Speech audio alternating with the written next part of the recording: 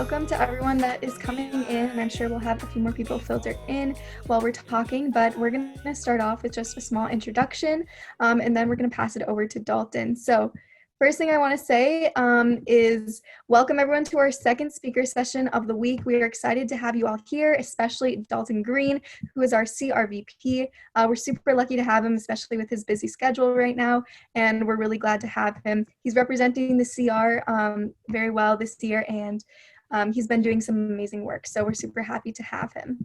Arushi, do you want to tell us a little bit more about Dalton? Yeah, as Olivia said, Dalton is our current Central Region Vice President after serving as a state officer for Kentucky.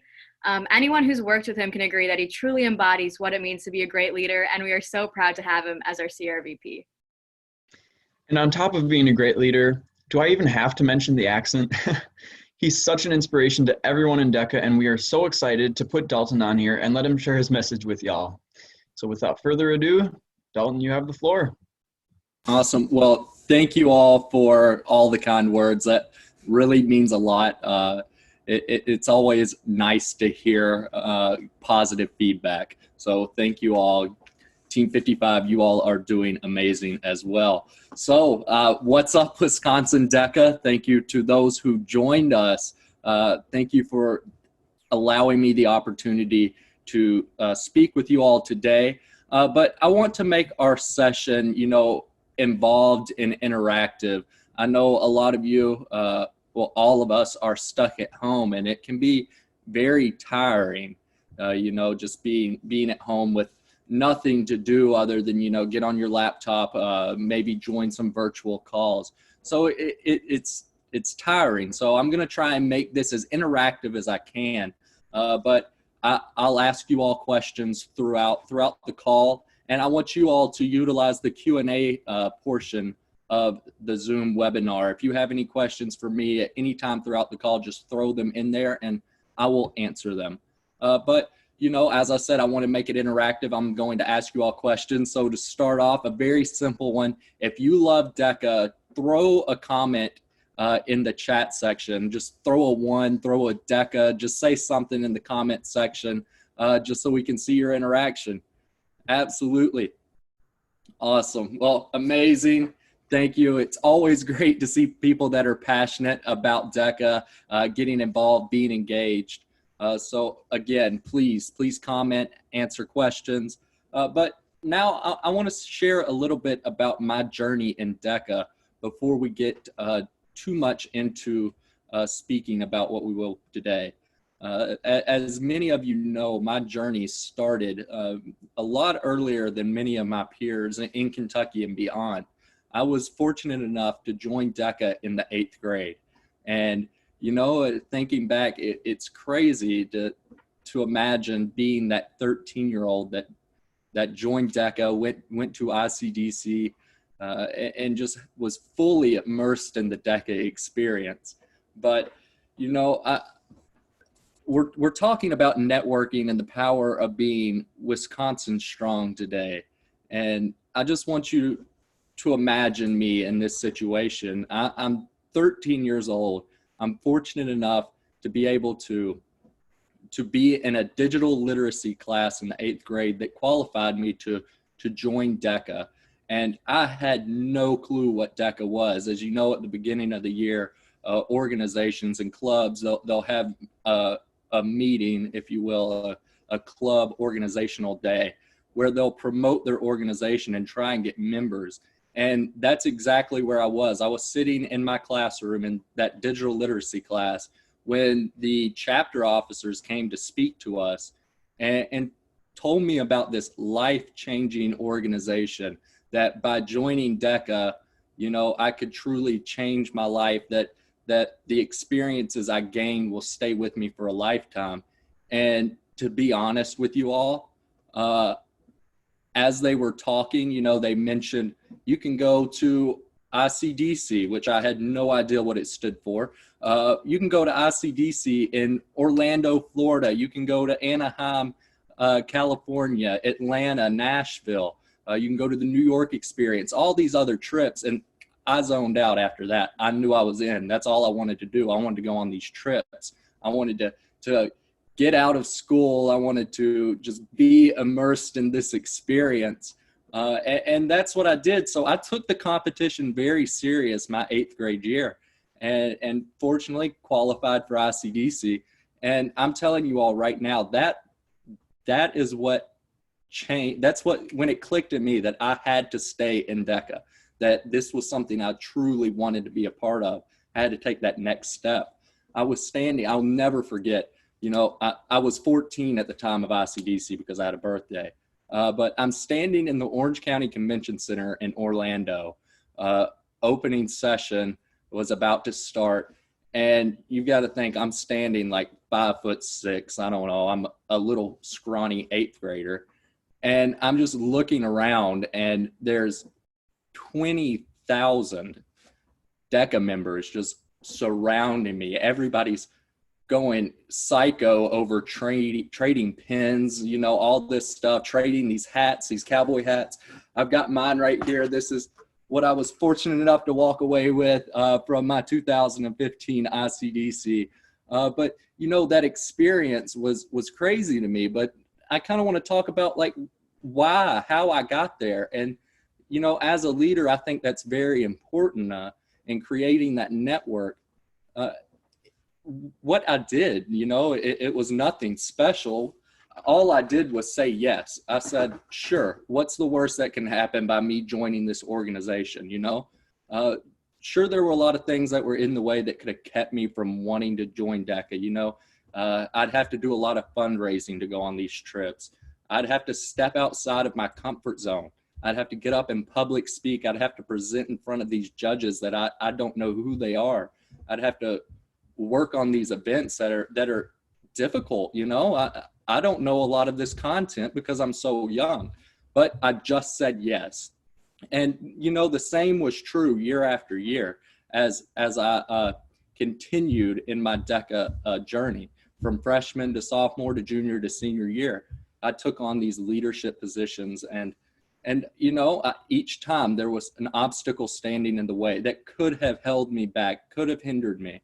But that's, as a leader, you know, you have to say, no, I'm going to do this. I'm going to take that risk of defeat, and I'm going to persevere, and I'm going to run for that position. If I win, I win. If I don't, I don't.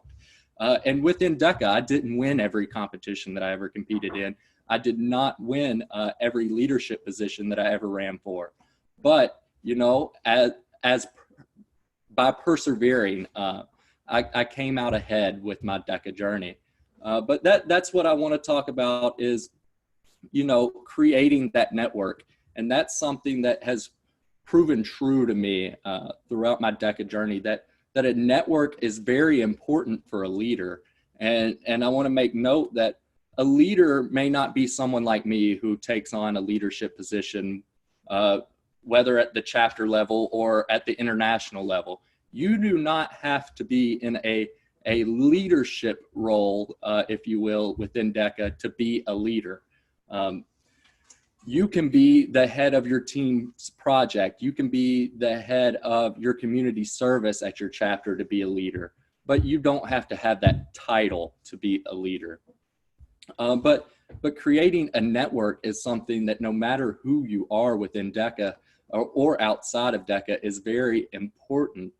So by creating a strong network, I have a few tips, things that I've learned along the way, and I'm going to list them real quick, and then I'll go into a little bit of detail.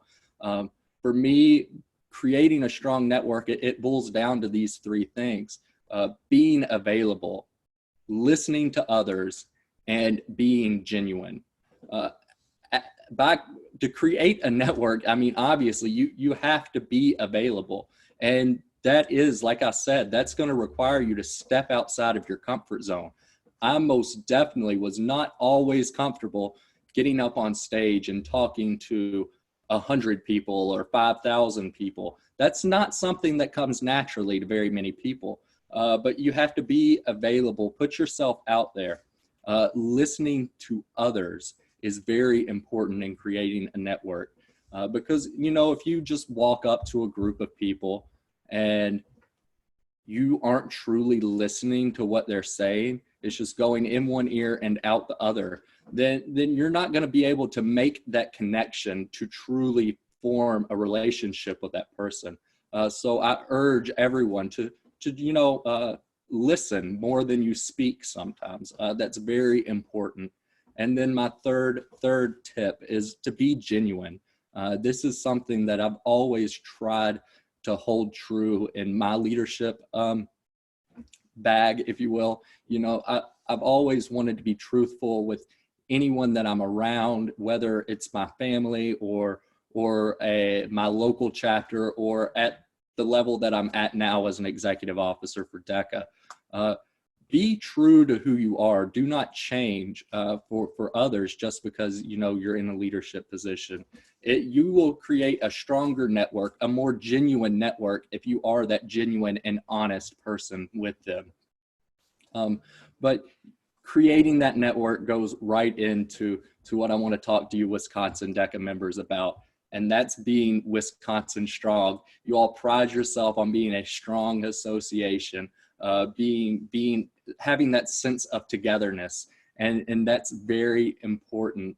And like I said, this is going to be going hand in hand with creating that network, because as Wisconsin DECA members, you want to show that Wisconsin strong. So you always need to say yes, whether that's in competition, whether that's taking on that community service activity. Just say yes. Say you'll do it. Try it one time. If you don't enjoy working on what you're doing within DECA, then continue. Then go to the next thing. DECA is full of opportunities. We're a very diverse organization. And then being Wisconsin strong, again, is going to require you to step outside of your comfort zone and be connected with others. So within the Central region, we use a very similar slogan as you all do in Wisconsin. We say CR strong, Central Region strong, which it to me is a beautiful statement, because it's showing that you're united, that you are willing to work together as an organization. But I have most definitely seen this out of you all at Wisconsin, being at your state conference. You don't have the largest state conference, but every member, I observed this while I was at your state conference, every member, it seemed like at your state conference, wanted to be there. And that was something that was very special to me, hosting workshops at Wisconsin. Everyone seemed like they wanted to be there. They were hyped up. They were ready to go. They wanted to compete. They wanted to learn in the workshops. And, that speaks to that Wisconsin strong.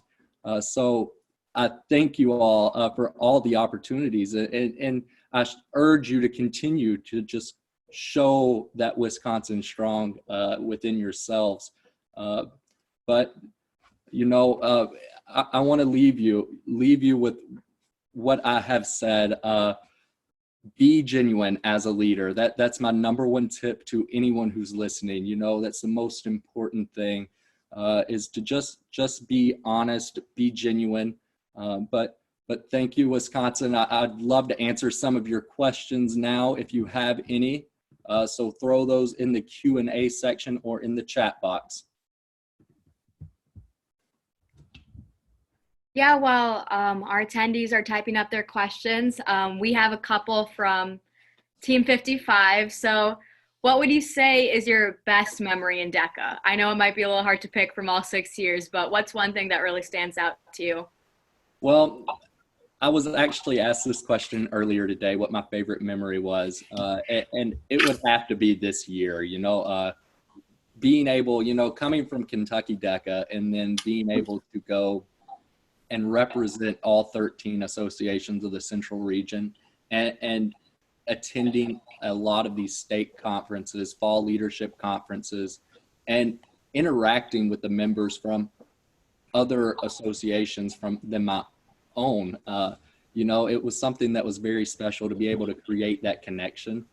So it was creating the connections with the members throughout this year, and really all 6 years that I've been in DECA. That's my favorite memory, the most memorable thing that's ever happened, something I'll never forget. We do have an anonymous question. Is there anything DECA related that you can do while in college? Absolutely. So there is a collegiate division of DECA, and Wisconsin has a very strong collegiate DECA program. So I urge you to go to DECA.org and read more about that. Collegiate DECA is a great opportunity to continue building upon your DECA skills. Okay, and then we have a question with Mary from Mary, and then I'll kind of combine this with another one. She's asking what's the application process like for becoming CRVP, and then I also want to ask you kind of what inspired you to take part in that application process. What was your aha moment that really sparked that? Awesome. So I'll kind of answer Mary's question first. Mary, the CRVP application process consists of a couple things. You know, you get the standard application that you fill out, take to your association advisor, have them approve you. You have to get a couple recommendations. You'll send that into DECA Inc. in Reston, and then if approved, you will then take a online test, and if you get a certain percentage on that, you'll then move on to become an official candidate at ICDC, which is where the fun happens, where you get to caucus with each association within the central region, have them grill you with questions, answer them, share your platform with them, why you want to run. But yeah, you can read more, and you know, this year's an exception with the candidates having to campaign online. But hopefully we'll get back to normal next year. But to answer your question, Arushi, the moment it clicked with me that I was going to run for CRVP was in Detroit, Michigan at CRLC. And it was at the end of the conference. You know, the association officers at CRLC always end up creating a strong connection. You know, they're very involved with each other. And it was when we were leaving, you know, I got asked not by one, but by multiple association officers there if I'd considered running. And honestly, I hadn't even thought about it. I was focused on going to college, getting my education, was sad that DECA was over, coming to an end, I should say. And, you know, it just clicked with me that this is a way that I can give back to the organization. And you know, I have enjoyed this year. It's been a blast. We also have a question from Ireland. They asked, when do we find out who is the next CRVP for next year, and how long is the process for choosing CRVP? Okay, so the new candidates will be announced on May the 2nd, unless a runoff election is required, a runoff vote, excuse me, and then it will be announced on May the 4th, I believe. And then how long is the process? Your application is due usually the beginning of March, and then you'll find out at the end of ICDC, which is the end of April, beginning of May. So a month and a couple weeks usually from the time that you send in your application to knowing who the next CRVP will be. But there's a lot more planning that goes into it prior to sending that application in.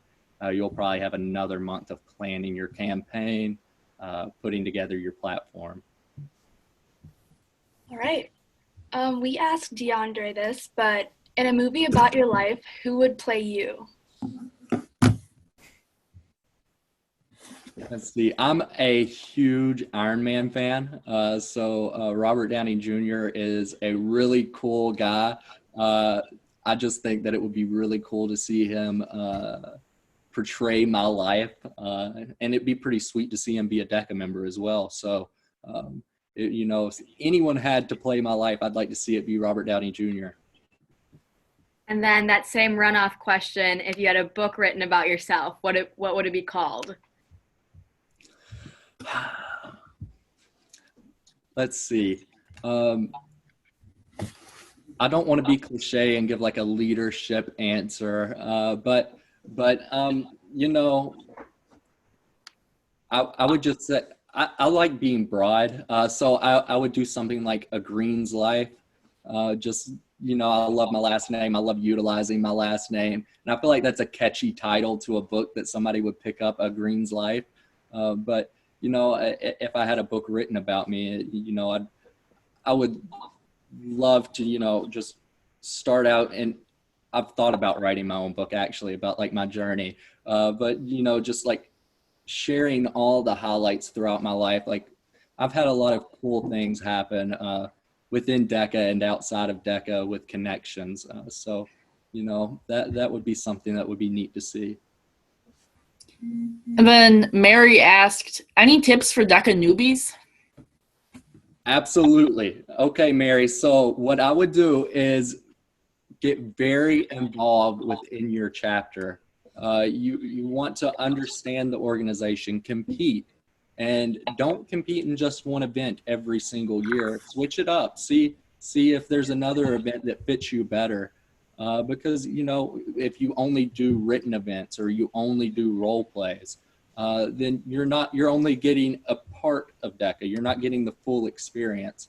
And if you think a leadership position is something that may fit you, then I urge you to you know, start out at the chapter level. Try hosting a chapter meeting, and no matter what you do, you'll find, as I said, that DECA is one big family. We're very accepting, so don't be afraid of failure, because failure may come your way, but that's just a part of life. That's a part of DECA. But just stay involved within DECA, Mary, and you will find that it is amazing for you. You know, that what you put in, you'll get tenfold back. And that is some great advice, but what's some advice that you've received, one thing that someone said to you that's really stuck with you through the years? Absolutely. So my biggest piece of advice actually comes from my chapter advisor, Miss Sandy Smith, who was, you know, from day one, from 8th grade to even now, we talk constantly. She's like a mother to me. You know, she's always told me, you know, go for it. You know, just like I was saying, just say yes, just try it. What's the worst that can happen? You know, she's always just told me, go for it, because you don't know what will happen if you don't. And that's something that, you know, it sticks in my mind. Like, what if I don't do that? You know, will I regret it later down the road? So, you know, I share that piece of advice with you all as well. Just go for it. Okay, and then we asked this question to DeAndre, but if you could hold ICDC anywhere in the world, where would it have to be? So, not to rub salt in the wound, but I would keep it in Nashville. I loved Nashville. That was my freshman year ICDC, and there's something special about bringing together 20,000+ DECA members and holding it in an arena like Bridgestone, and everyone can see everyone. The energy is just out the roof. You know, it was amazing. So, you know, unfortunately, we will not be having another ICDC in Nashville, which is something that I hate for our members. But, you know, Nashville is an amazing host city, and you know that's my #1 pick. All right, guys. So thank you, Dalton. We are almost at 6:30, which will be the conclusion of our speaker session. But we want to thank all of you for coming out today, whether you're watching it live right now or you're watching it at a later time on our Facebook or YouTube. Wherever you are at whatever time, we want to thank you for coming out and watching us.